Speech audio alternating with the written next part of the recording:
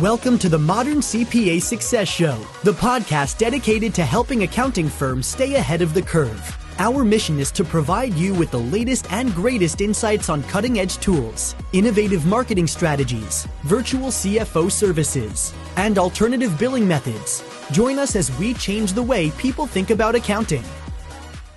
Hey, Adam, how you doing today? Doing really well. Good. Hey, part of this intro, we've got something special going on. We have our 100th episode that people are about to listen to. Can you believe it's been 100 episodes of this? Yeah, I don't think I look a day over 50 episodes, so Exactly, I'm not yes. sure. It goes fast though, for sure. I mean, it's been a lot of hard work, and what's crazy is the relevancy of what we're talking about. Even though we've recycled some topics over the last couple of years, but it kind of keeps coming back to the same thing. There's just a lot of curiosity around how to get this started, how to grow it, how to keep it going, and so it's been really fun talking to a lot of guests over the last couple of years. Yeah, I looked back for this intro. Episode 1, you and Jody talked about bootstrapping an accounting firm, and you talked about value price billing. You talked about working remotely right before the pandemic, where people are probably like, what's this remote work all about? Providing virtual CFO services, all topics that continue to come up and people want us to continue talking about. So just the timely nature of it, I think, is a really cool thing. Yeah, and I mean, I think you came on in episode 78, so it took us a really long time to get it right. Yes, So I kept knocking on the door. You wouldn't let me in. Well, we finally hit our stride with you. So Yeah. It's been great. It's been fun, and looking forward to this episode and many more to come. Yeah, I think Let's it's jump going to in. be great. Yeah, there are a few people to thank before we go. So you and I work on this, but we have Roxanne, Rob, Kelly, Christine, and others who all make this happen and do a lot of work behind the scenes to try to make our guests look good and have their message delivered. So I agree with you. Let's jump in and listen to this current episode. Sounds great. Adam, this topic that we're going to talk about is selling. And we've got Nikki Rausch on. And having talked to her already, I just think it's going to be one that lots of accountants are really going to appreciate. Yeah, Nikki's great. I mean, she's obviously a pretty successful author. She does master classes around storytelling and talks about curiosity. All things not only do we need on the sales side, but also on the advisory side. And so I think whenever we had a conversation with her, everything, just seemed to parallel so much between those two worlds that I think a lot of people get a ton of information out of it because selling is always a difficult thing. We can all be better. Yeah, I agree. And you'll get some very specific step-by-step that she suggests in there. And I had the same reaction. You picked up on that during the discussion and brought it up, but that there's a lot that when you're not selling that comes into being curious, trying to align a solution to what people are telling you, listening well, storytelling. It's kind of all in there, but she wraps it up in a really nice way that I think people are really going to appreciate. Yeah, she's great. Let's jump in. Welcome to the Modern CPA Success Show. I am Tom Waddleton. I'm one of the virtual CFOs here at Summit CPA Group. I'm joined by my co-host, Adam Hale. Adam, welcome. Hello, everyone. Yeah. Hey, everybody. We're excited to have Nikki Rausch with us today. Nikki is a CEO of a company called Sales Maven, a company that she started 10 years ago. She's the author of 3 books that talk about influencing relationships and selling. She's also the host of the Sales Maven podcast. So Nikki, welcome to our show today. Thank you so much. I'm excited to get to spend this time with both of you. So as a sales expert, Adam and I had talked to Mike Mellinger on our previous podcast just a little bit ago, and Mike was talking about selling in his business and had some tips and talked about the importance of sales training. But one of the things that I know and that we talked about is for accountants that can also often not feel very comfortable. Maybe introverted, maybe feel like it's something I shouldn't do. How do you respond to people who sort of feel like, ooh, sales is maybe somewhat of a bad word when I think about it? Well, I think when you feel that way, it's probably because you've been on the receiving end of sales being done to you in a really horrible, aggressive, pushy way. And I will say one of the biggest mistakes I think people make when it comes to selling, and this is a misconception as well, is that people think that selling or sales is something that you're supposed to do to another person. And that right there feels weird and awkward because who wants to do something to another person? That feels aggressive and kind of out of alignment. And I teach that selling is actually something you do with people. It's a collaboration. And your objective of sales is not to try to convince people to buy from you. Because again, that's where you get into that place where, oh, that feels kind of weird and manipulative and uncomfortable. But when you start to think that sales isn't about convincing, it's about understanding, does the person I'm in conversation with have a need or a want? do I have a solution that would meet that need or want? And do I have their permission to offer that solution to them so they can decide yes or no about working together? And when you start to approach it with that, it's a much softer side of selling.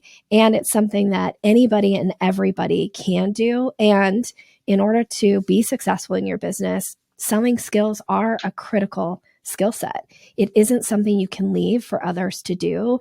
As a business owner, you need to have the basics down and understand how to walk somebody through a sales conversation, get to the place where you put a decision in front of them. Would you like to exchange dollars for services or not? And either way is okay. But if you don't ever get to that part of the conversation, you're going to miss out on working with your ideal clients. They're going to miss out on the benefit of your services.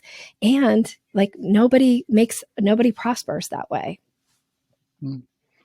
Yeah, I think that's and we're kind of in the same boat. But I do have a question for you, because for us, we market and sell through education. So exactly what you're saying, like it's all about just laying out first, obviously diagnosing what the problems are and then prescribing a solution in an educational way. Whether you want me or not, these are kind of the things that I think would solve your problem.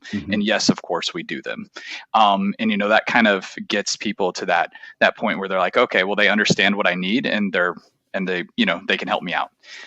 But the big thing there is the first part. Like, so we spend a tremendous amount of time on the marketing side educating. So we get a lot of inbound sales. And so when people come to us, they have a problem. So they're coming, not to say everybody doesn't have problems, but whenever they're coming to us, they're like coming to us, arms wide open and saying, okay, here's the deal. This is what I'm looking for, and this is what I need help.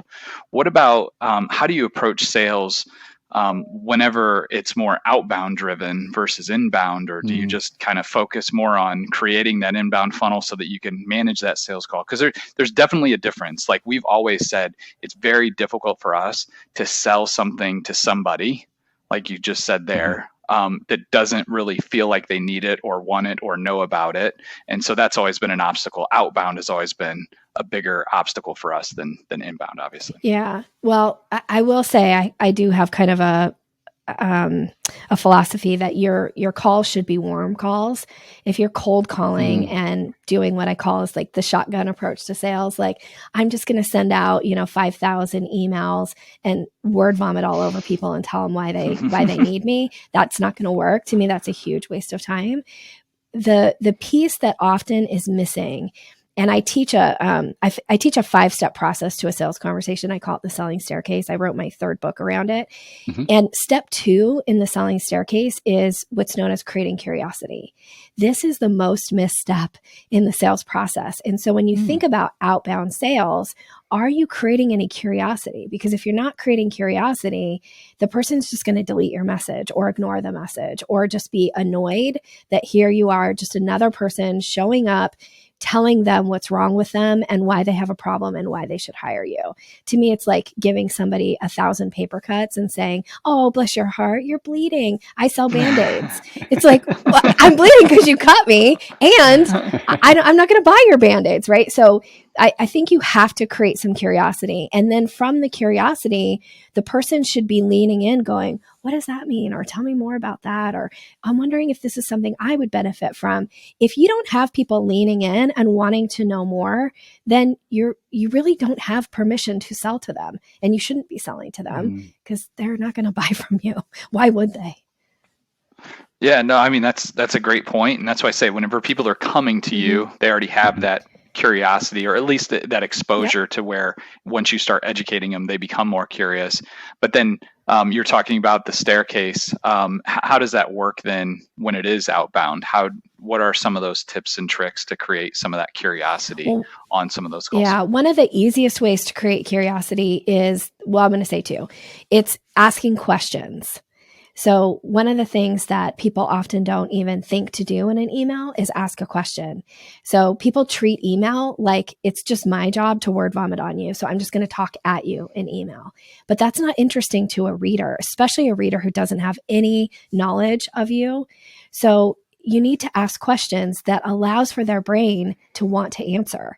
So our brains are like Google. Just like if you go to Google right now and you type in anything, doesn't matter what it is, Google is going to try to give you an answer.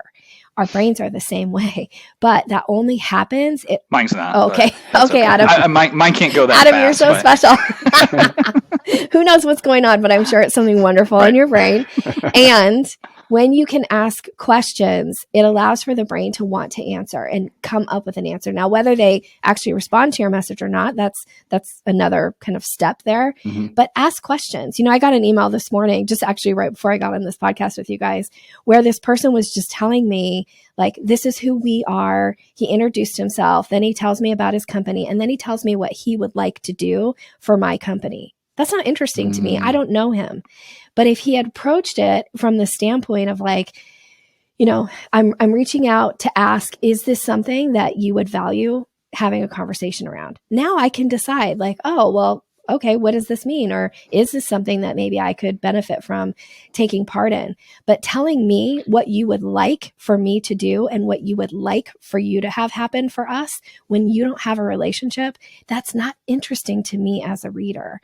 So learn how to ask questions and you will find people will answer them. Yeah, I mean, I agree, but I delete them both. Okay. So how does that work from like, and I get it from like the marketing standpoint. So are you suggesting like, it's probably better to be in person, right? Or on a video call or a conference where you can kind of have that compelling message? Or are you saying, no, it's okay to like have this interaction or try to create this? Because I get kind of both. I get this is what I'm going to do for you. And you're right. I'm absolutely like, that's a fast delete. And then I get the one that's more of like posing a question. And I do actually read those because I'm like, what's going on here? But then I usually still am like, I'm not self-diagnosing that as being a problem. Now, maybe that's just me in that particular exchange. And maybe if that was a problem, maybe I would be more apt to respond to it. But I think the other challenge these days is I get 12 of those a day. You know what I mean? Sure. So if it was like a unique message then, or a unique solve, then maybe, that would be something. But these days I get 10 or 15 of those on LinkedIn a day and a bunch of them via email every day. So I just kind of get used to just, deleting those things because I'm just like, here's another one, delete. Yeah.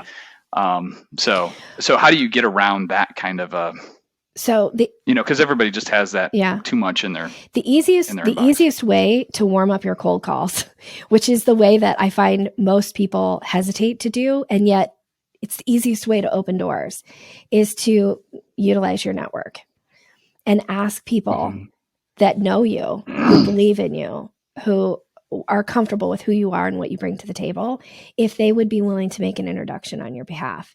Because I am pretty sure, you tell me, Adam, because we just met, but chances are if Tom sent you a message and said, hey, Adam, I want to introduce you to my friend, Nikki. She's doing some stuff and I'm wondering if it's something you would find value in your business. You're probably going to at least maybe give me a little bit of a chance to try to pique some curiosity. Like you may decide to get on a call with me, or maybe you'll have an email exchange with me. And that's because you have rapport with Tom. So I get to ride the coattails of whatever, Tom's rapport is with you, whatever his credibility is with you, if he's willing to make that introduction on my behalf. And this is it's that thing that often people are like, oh, I feel weird asking people. Well, sure. You shouldn't, because it feels nice to do nice things for people that you like. Like if you ask me right now to make an introduction on your behalf, when I get nothing out of it, but I like you, so I would happily do that for you. And I would feel good if it turned out that the person I introduced you to, that you guys formed some kind of a relationship that benefited each other. I get those, the good feelings from it. And it doesn't cost me anything. It's just a tiny little bit of it's a blip in time to send an introduction that may open a door that I could never open on my own, and vice versa, right? So ask your network if they're willing to make introductions. And I don't mean sending out a generic message to 500 people saying, will you introduce me to everybody who needs accounting services? No. be selective, hand pick people one at a time, and be specific on who you want them to introduce you to. So if you're saying, we offer fractional CFO services, and I noticed that you have a connection on LinkedIn to so-and-so, and it doesn't look like their business is using fractional CFO services, would you be willing to introduce me and see if there's an opportunity for us to work together?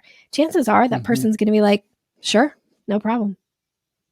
Yeah, no, I would. And I would definitely give, as long as it wasn't Tom referring it, it was somebody else. I made a bad pick. I would definitely make that connection, and I would hear you out, for sure. And so I agree.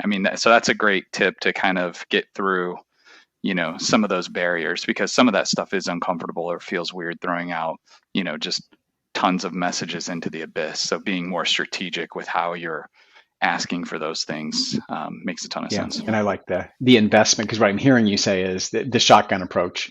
People see that, at least I do, right? I get messages from people I've never heard of, and they'll mention, like you said, how about if people ask me, do I want to sell the firm? And I'm like, you obviously don't know me because I don't own the firm. I can't sell the firm. So you get these kind of messages like, okay, you're not on target for doing those kinds of things that are there. But that specific approach, like, I know you, I've done some work, I can see how that would help.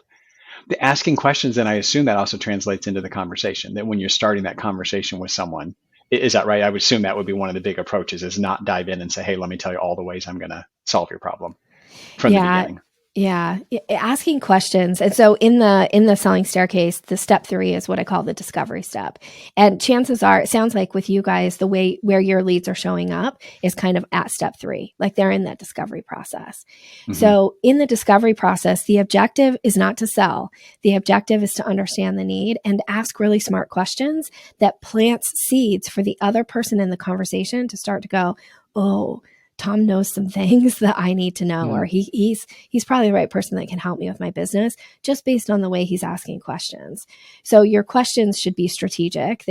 You should have a set list of questions that you ask, and you should get through the set list of questions. One of the mistakes people will make is they'll ask a question, the prospect will answer, and they'll start selling. And then they'll ask another question, and the prospect will give an answer that might tweak what they would have sold in the first place. So then they sell something else. And now you start to overwhelm and confuse people. But if you keep it really clean, I always say, don't muddy the waters. Keep it clean, get through your set list of questions. Once you have an established, okay, I can see a pattern here, or I can see some ways that we can work together, don't launch into a sales pitch, ask permission. So I usually would say to somebody, based on what you've shared so far, I see some ways that we might work together. Would you be interested to hear more about that? That's me asking permission and showing real respect. I don't just go in and be like, everything you said to me, you should totally hire me. And here's why, because I'm so good at this and I'm so good at that and blah, blah. And now it's like, I made it the me show. That's not interesting to a prospect either. Yeah. An example I can think of that we do, and I think we do this fairly well, but a big part of our solution that we offer to clients is forecasting. So as we're learning more about them, that's one of the areas that we're in a sales call that you'll just understand. Tell me a little bit more about how you do forecasting currently. What's included in that? What is it telling you? And often people say, well, I don't do any. And so that's a place where you can say, well, here's what we do. Or they might say, we are doing it, but here's something that's not very good. Or maybe it's great and we're saying we can continue it. But that's one that you can sort of get a hook where we'll tell them more about what we're doing. And here's what you really should know about your business as you look forward. And to Adam's point, hopefully if they get off that call and say they didn't think we were for them, they still leave thinking I got something out of that. They told me this, they did a little bit of consulting on that, and I felt like that was valuable, even though for whatever reason they choose not to work with us. Yeah. Usually it's because we're too expensive. Yes. Yeah. Elevate your firm with a virtual CFO playbook, how to land $60,000 per year clients and provide a killer client experience. This comprehensive online series of modules provides you with the essential tools to create and deliver scalable VCFO services. Developed from Summit's successful approach, which propelled them from $500,000 to over $10 million in revenue in 10 years. This playbook will equip you with the skills to take your firm to the next level. Additionally, upon completion, you can receive 24 hours of CPE credit for the course. Ready to grow your firm? Enroll now at vcfoplaybook.summitcpa.net. So break us down then, because you're right. We probably start a little further down in the sale, up up the staircase there in the sales process. But what we'll typically do is whenever we get on a call with a client, we actually just kind of let them know what the agenda for the call is. Yeah. And we're like, hey, I'd just love to hear from you what you have going on. Tell us a little bit about the company and how you think we might be able to help, or solutions that you're looking for. And then I'll explain a little bit about how we work and what we do. And if we feel like that's a good match, then I can even show you what the pricing would look like at the end of the call. And then people are like, cool, sounds good. And they dive right in. And we spend probably in an hour conversation, we probably spend the first 30 minutes at least just talking through what's going on in their business. And as Tom mentioned, like giving them advice, mm-hmm. We're not like being paid for it or anything like that. Just giving them advice, whether you use us or not. Like I would use this or I'd do that.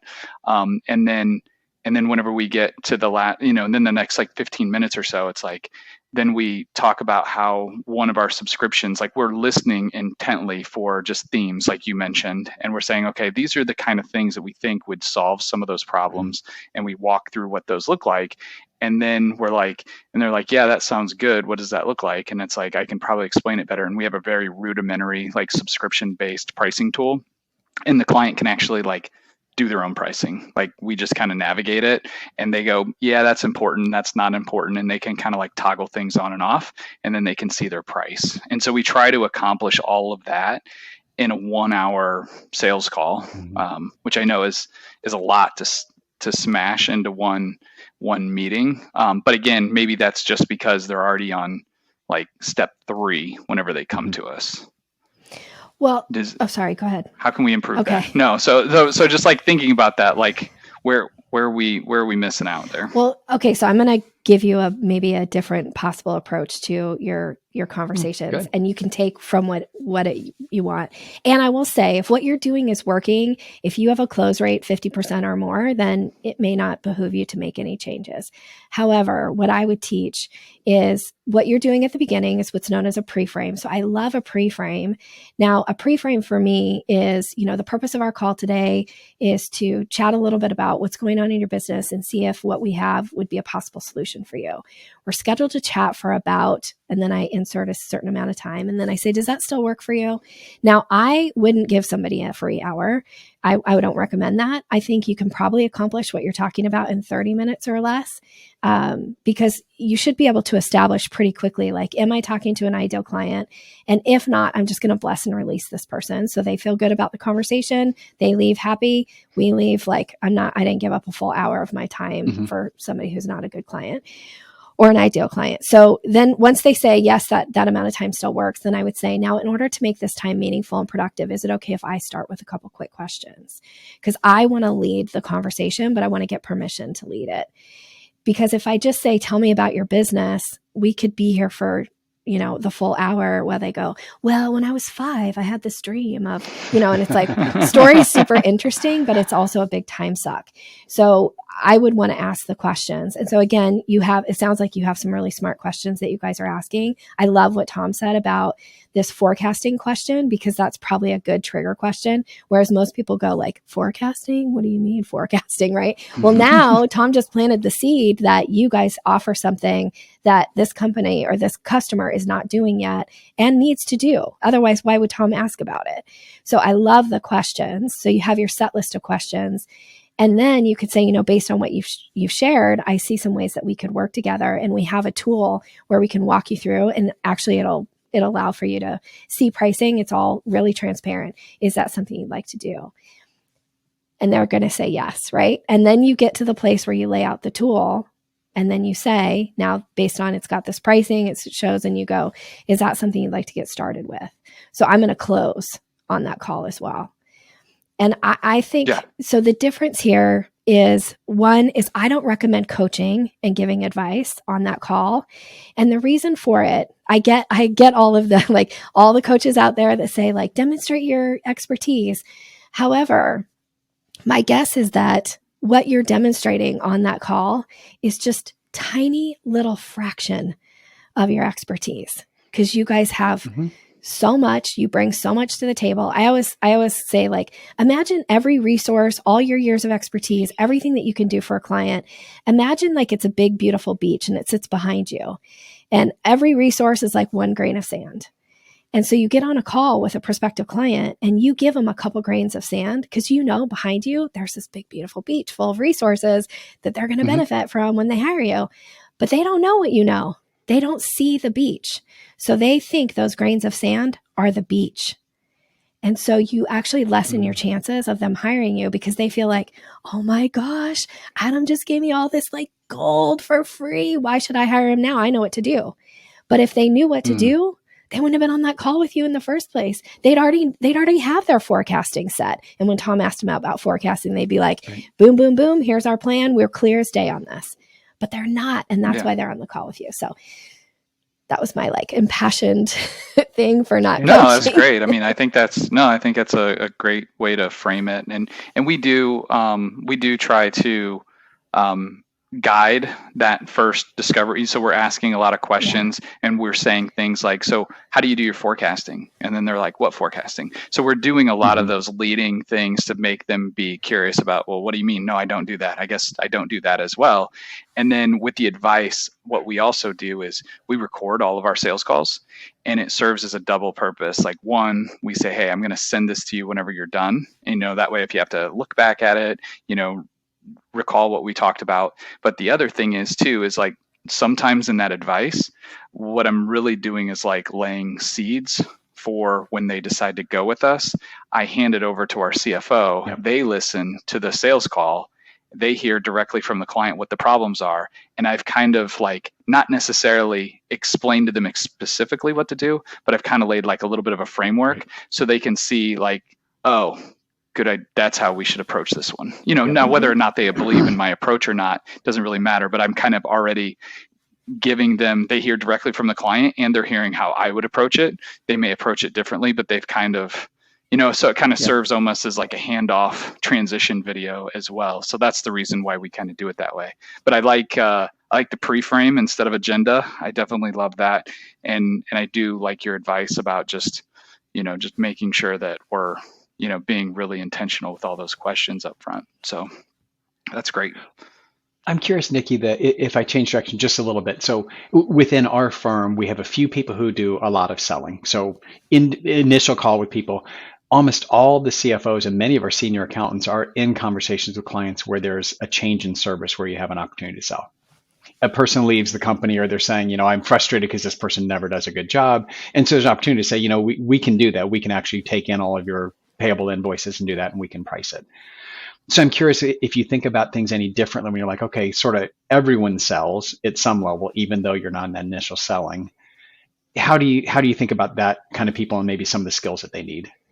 I think they also need some skills around sales because those are like prime opportunities. I'm sure you guys have probably heard this, but the easiest business to earn is repeat business. So if you already have an existing client and you have opportunities that you can offer more, that you can be a further service to them. The mistake oftentimes is people think, well, they know what we do. So if they want these other services, they'll let us know. No, they won't. And they probably don't know. Like maybe you mentioned it once, but they forgot because they're busy and you're not front of mind for them all the time. Sure. So these people that are in those roles have the prime opportunity to offer additional services. So these are oftentimes it's an upsell. Like, I don't know if we're working with clients on retainer, but maybe they need more services than what their initial retainer. So there needs to be that conversation. So teaching your team that is having those conversations how to plant seeds, how to create curiosity, and how to open those conversations is so critical to their success. Because I actually get hired oftentimes by agencies and teams where exact same, like what you guys are talking about, there's retainers or there's this ongoing service, but the team, the account rep or the person who's managing that account doesn't know any skill set around it. And as soon as you teach them, they're like, oh my gosh, I've been wanting to talk to, Roger about, this other thing, but I never knew how to say it.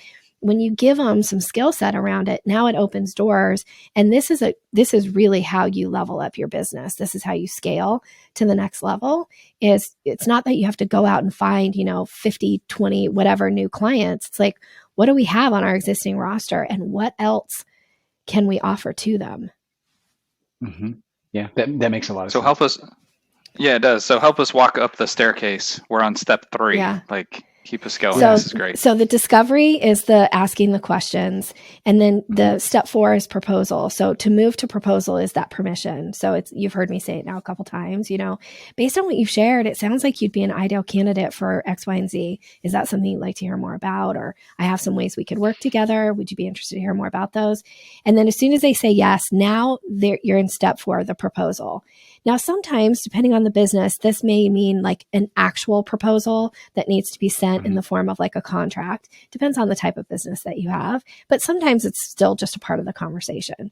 So imagine it's still part of the conversation. Okay. And I'll give you both scenarios if you want. So it's still part of the conversation. So now I really step into my place of credibility and authority, and I recommend what is the best solution to meet their needs or problems. And the reason I'm emphasizing the best solution is one of the things that people often do here when they're selling is they're like, here's what I think they can afford. No, your job is to not sell from somebody else's wallet. Your job is to sell what is the best solution that is going to meet their needs. Now, if they tell you they can't afford it, that's a different conversation. But if you step into that place of credibility and you lay out the offer and you say, this is what I recommend for you, and here's why, it's this, this, and this. And then, we talk pricing if that's appropriate in that part of the conversation. And then step 5 in the process is the close. This is the second most missed step in the sales conversation because most people get to 4 and then they kind of hang out. And here's how you know that you're not issuing the close language is you have a bunch of and I just had this conversation last week with somebody where she's like, I have $100,000 in business that's just sitting out there that I'm expecting to close. That to me is always an indicator she's not closing. She thinks she's closing, but she's not. So we need to make sure that it's really clear with a close. And so that's an actual something that you say. If you're not using close language, people don't know what to do next, or they'll say like, okay, well, I'll get back to you. And then they don't. And then you're like, well, now they're sitting out there. Should I email them again? It's been 5 times, all that kind of stuff. So you have to get close language out of your mouth. And the reason for this is so important is we have what's known as decision fatigue. We all have it, right? I don't know. Have you guys heard the stats about how many decisions in a day an average adult makes? Have you heard the stats around this? I don't think so. If you had to guess, what would you say? Think about your own day. How many decisions in a day do you guys each think you make? You're going to say it's like a massive number. I'd say like 100 decisions a day is what I would say. Yeah, Tom says 100. Adam, you say 100 yeah, too? that's what okay. That's what's stuck in my Okay. head. I guess I'm going to say it's higher than that. Well, they say the average adult makes up to 35,000 decisions a day. Oh, wow. I was going to go high on you and say 1,000 to throw you off and make you come down. But you were trying to be nice to me. Very below average. Yeah. I think my daughter might say 100 Does is her that count the Starbucks one order. Yeah. I was going to say, does that count how many your spouse makes for you? Or is that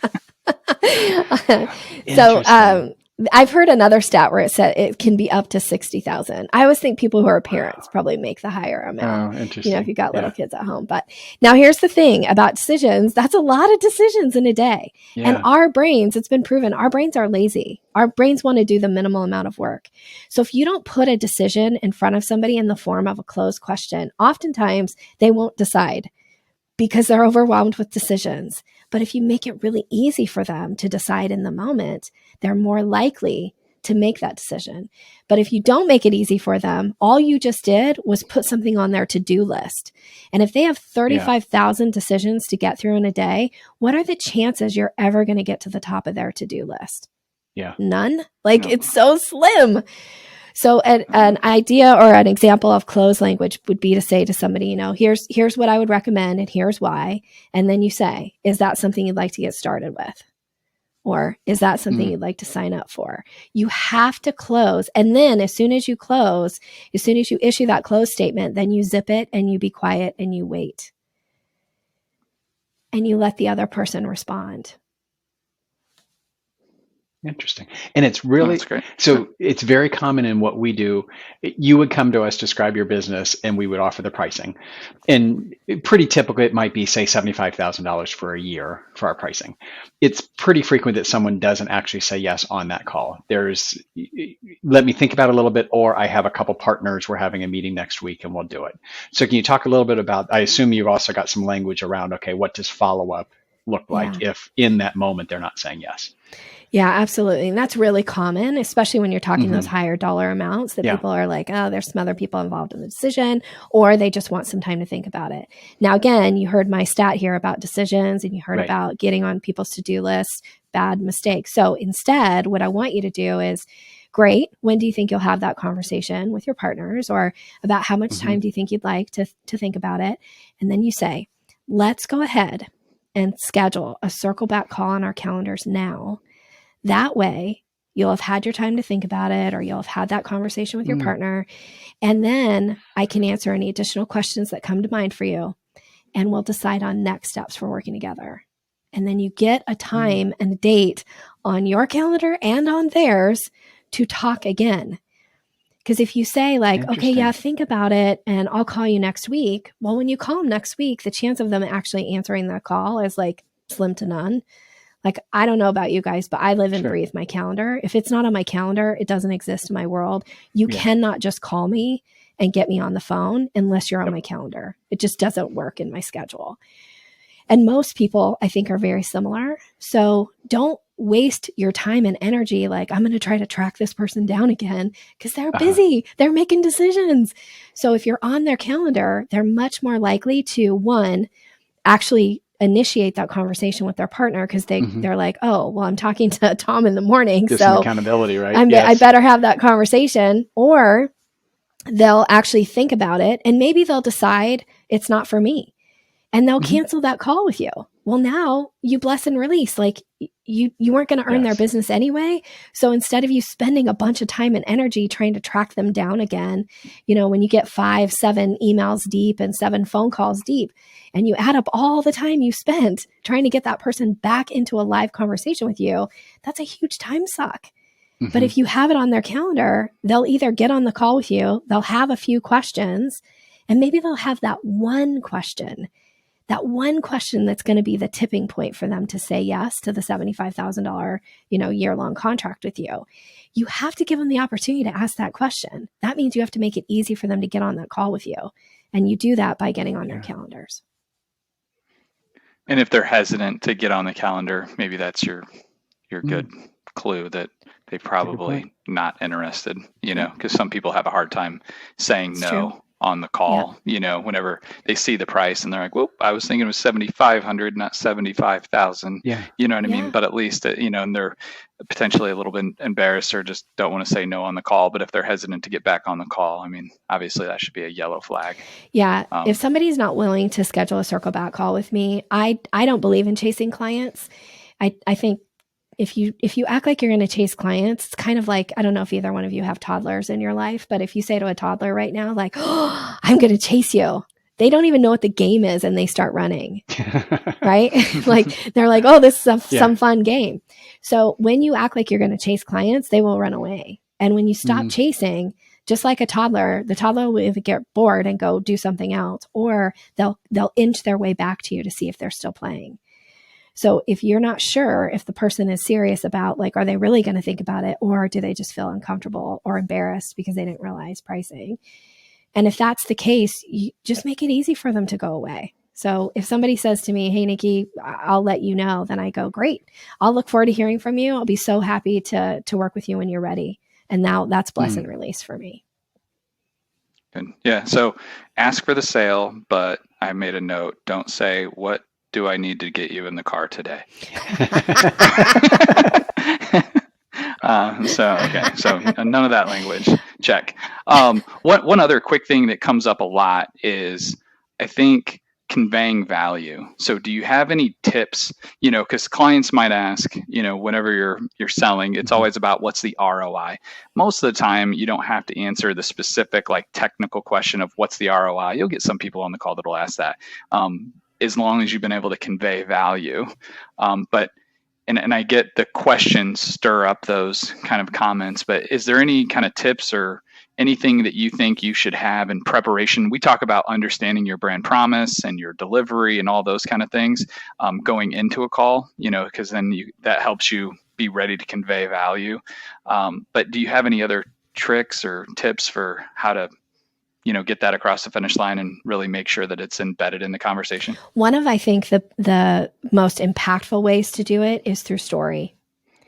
So have a story ready to go. And so a lot of times when you're telling a story, you can be telling it's so interesting that this is the challenge that you guys are facing. I recently worked with a client that had a similar situation. Here was the struggle, here was our solution, and here were the results. Now, even though you're telling a story about another client, the thing about storytelling is storytelling is like the language of the brains. Our brains love story because we like to make sense of story. And when you tell a story like that, even though you're telling it about another client, one of the things I know from I have pretty extensive background in storytelling, is that people will find themselves in the story. So even though you're talking about another client, they start to take that story on of like, imagine what my life will be like or my business will be like when these are our results.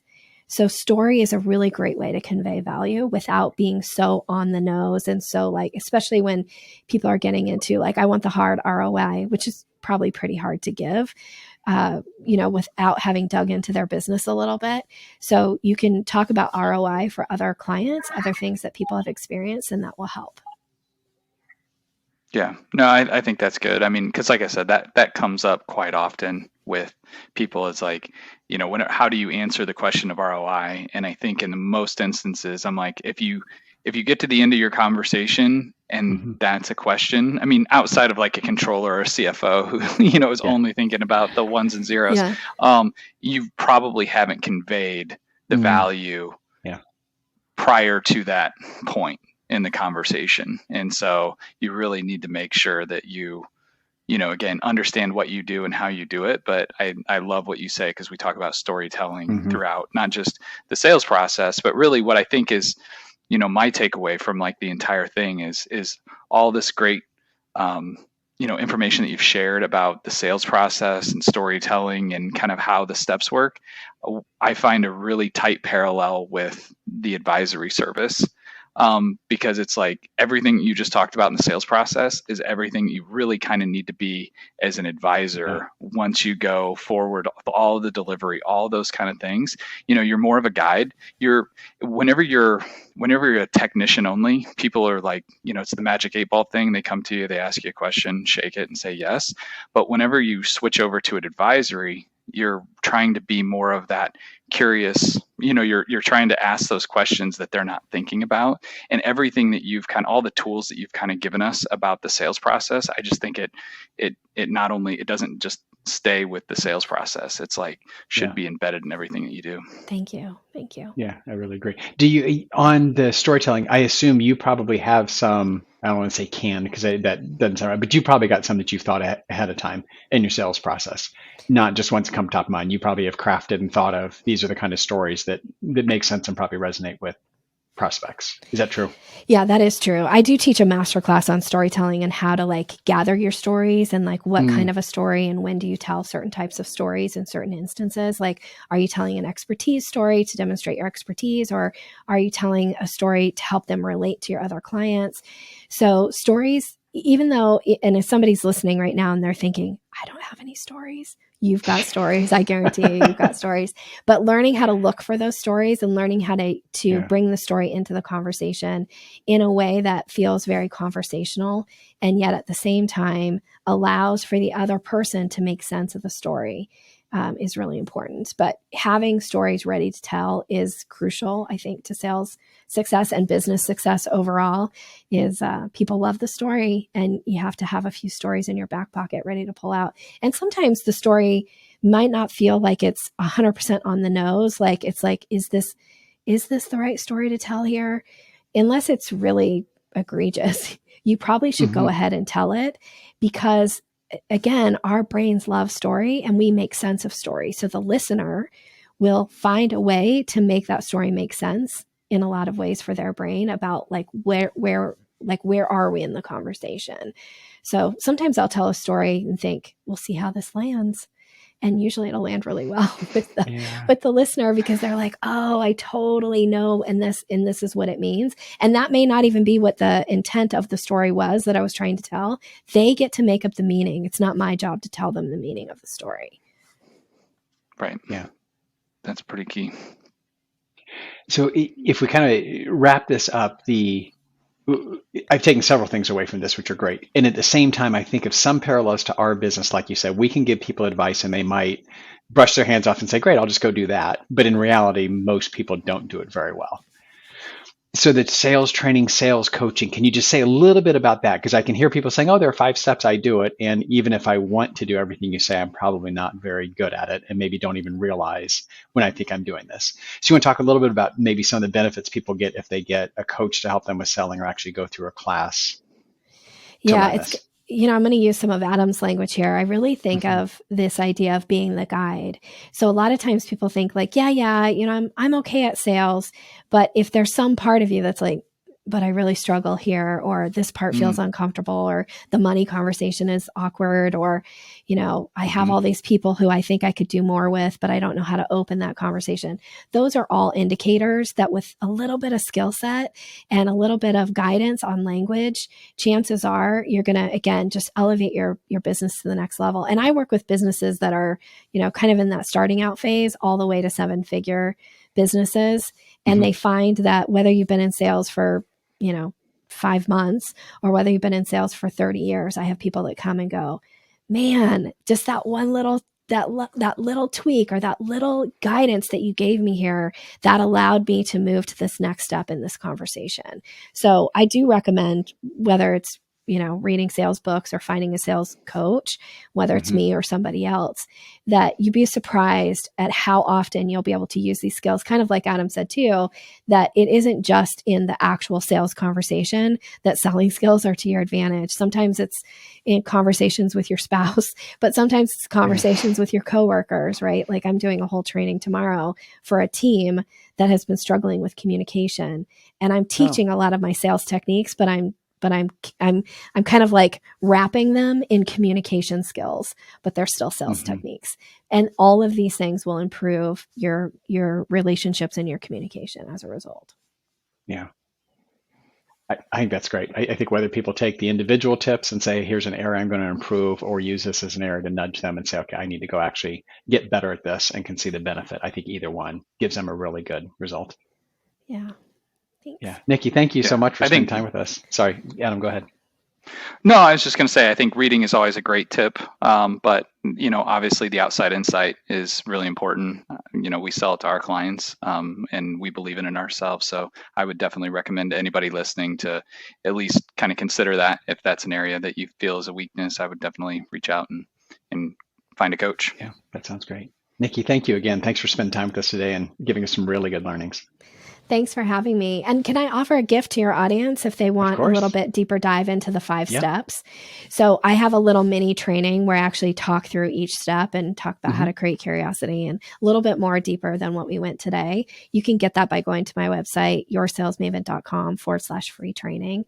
And it's the 5 steps to mastering the sales conversation. So I'd be happy to gift that to your audience. That sounds great. Awesome. And it's a good demonstration of permission marketing, right? May I give this tip? I love it. You practice what you preach. That's wonderful. Dang it. I didn't even pick up on that, Tom. Great. Thanks again. I hope you have a great day. Thanks for having me, guys. Thank you. Enjoy this podcast? Visit our website, summitcpa.net, to get more tips and strategy for achieving modern CPA firm success. We're here to be a resource in this ever-changing industry.